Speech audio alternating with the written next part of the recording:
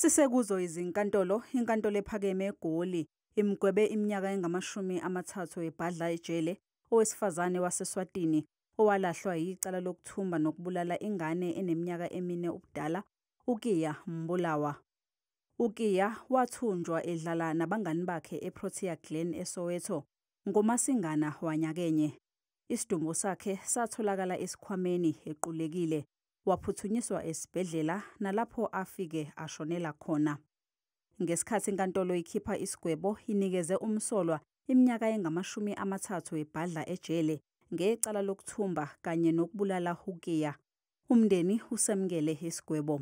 The families of Mbulawa and Serongwane duly consented to the agreement. According to the agreement, the accused was sentenced to 30 years imprisonment and she can only be considered for parole after 20 years. The accused could easily have been sentenced to lifetime imprisonment. The problem about that is that she should qualify for parole after serving 2/3 of the 25 years, which is just over 16 years. Kulesi sigwebo umsolwa engakwazi ukufaka isicelo esikashwele emva kweminyaka engama-20.